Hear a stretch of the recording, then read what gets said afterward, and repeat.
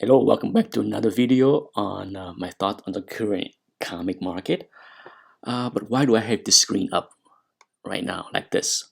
Um, I will add this part to another video that I shot a couple days ago, 3 days ago. But I thought it was funny to make this part and then add it to the beginning part of that video. As you can see, here is basically places where I screen capture many pictures that I ultimately use for the thumbnails of many of my videos. And a couple of days ago, I shot a video that I talk a lot about don't be a hero. Okay. And I was trying to look for images that I can use. So I look at, for those that are familiar with Mad Max Beyond Thunderdome, you get Tina Turner in the movie, and she had this, that famous song. So I thought about using some of her image in my thumbnail, but ultimately a couple days later, I went on and grabbed Zombieland. Okay, this one, don't be a hero. So yesterday I did. So finally I changed my mind yesterday and decided to grab this one. And then I put the X right there, a zombie, and a few minutes later, I created this thumbnail, which you probably see on the screen when you saw this video on your stream. Now, why do I shot this part of the video? Let me explain. And here is the reason. I got up this morning, and one of the channels I subscribe to and enjoy watching daily is Alpha Investment, even though I do not collect Magic the Gathering card whatsoever. But I enjoy Rudy's take on that hobby, and I saw this video right here. Massive supply hitting the market equal price will drop. And if you click on that video, as you see, it was loaded 10 hours ago. I'm shooting this video literally 10 a.m. Sunday, March 22nd. So this video was loaded probably midnight-ish for Rudy. It's not that he communicate with me or I communicate with him. I never commented once on his video, and I'm pretty sure he does not watch any of my videos. He has better things to do. Plus, as you can see, he has 266,000 subscribers. Okay, I'm nobody. But if you watch his video, his latest one that he loaded last night, it literally covers the similar topic that I discussed in the video that I shot 3 days ago. And he talked a lot about don't be a hero in this video. This is why I shot this portion of the video to add to my previous video. It's not that he and I planned this, but it kind of give you a view of how many people that have been through a crash before.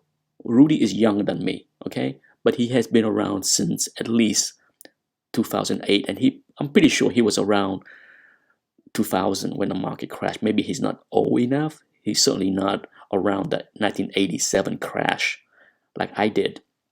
But he's around the financial crash of 2008 to understand how things unfolded.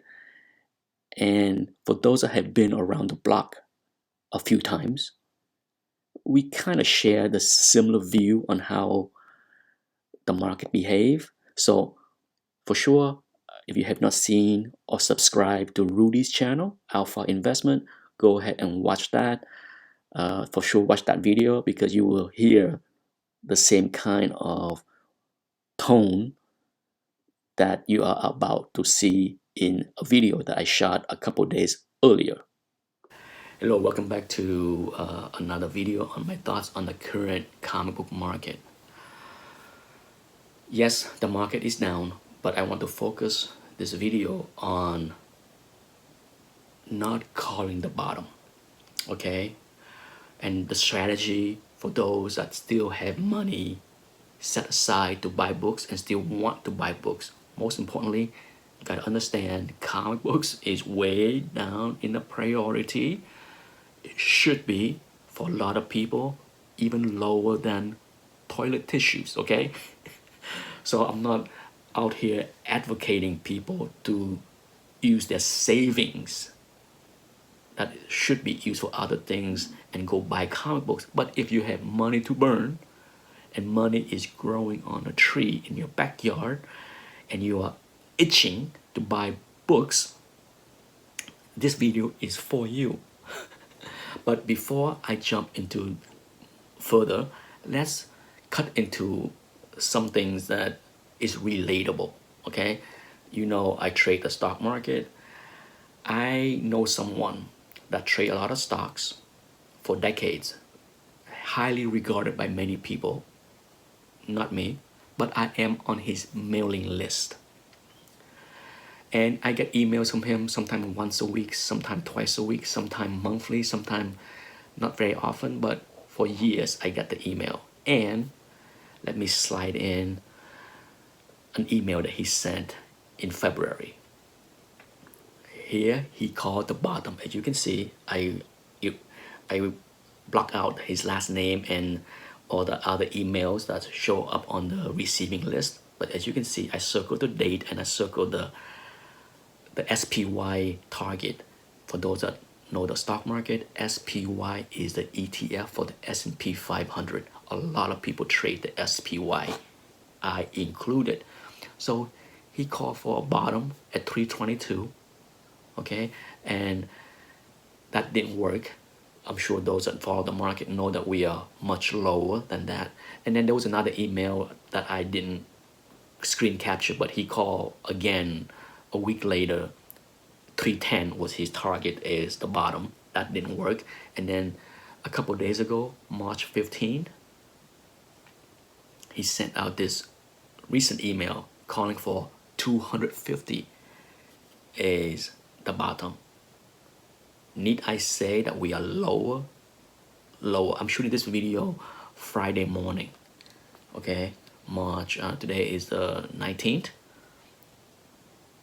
We are lower.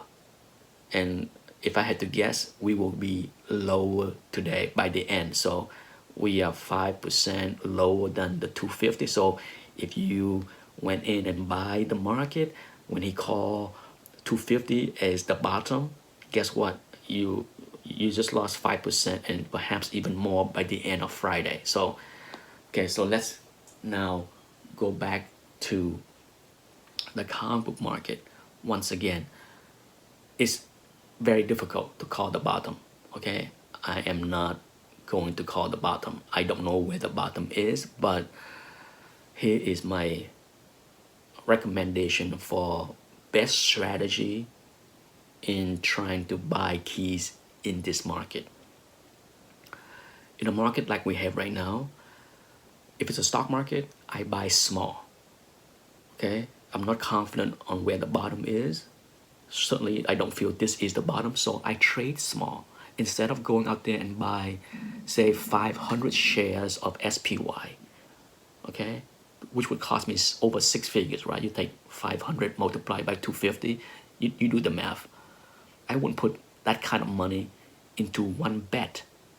I would trade 200 shares or even less if I feel even less confident on any given day. But that's how I trade, okay? Now, as a market, if the market is 5% or 10% lower, then I trade a little bit bigger, okay? And if I feel more confident that, hey, now that we are down 40% or 50%, how low can it go, right? I'm more confident that if we're down 40% from the high or 50% from the high, and my time horizon in the stock market is 10, 20 years, I'm pretty confident that whatever I put in the market at this point, in 5, 10 years, it will do better. It will be higher. It might not be higher next year, It might not be high in 2 years, but in 5 years, I'm confident at this entry level, 50% lower to be a good spot. Okay, so right now the market is down roughly 30%. Okay, it's at the point where I'm comfortable to put a little money at work in the market, just a little. The same thing can be said with the comic book market. If you have money to burn, grow on trees, you don't know where the bottom is. I don't know where the bottom is. So what's the best strategy? The best strategy is don't be a hero. Don't don't go in and buy the big books, the big boys book, the biggest key now. Don't be a hero. Okay? What you should do is, if you have a long list, a big list, buy the cheapest stuff first.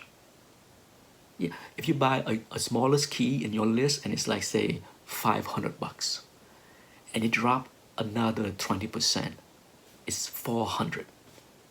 It stink, but yeah, it's $100, not a big deal.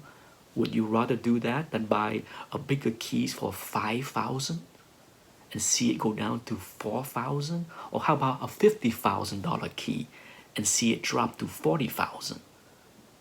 You see the math correlation I'm trying to outline? That's why you want to go small right now. Okay, go small. The more the market drop, the more the big keys will follow. Okay, we already see that.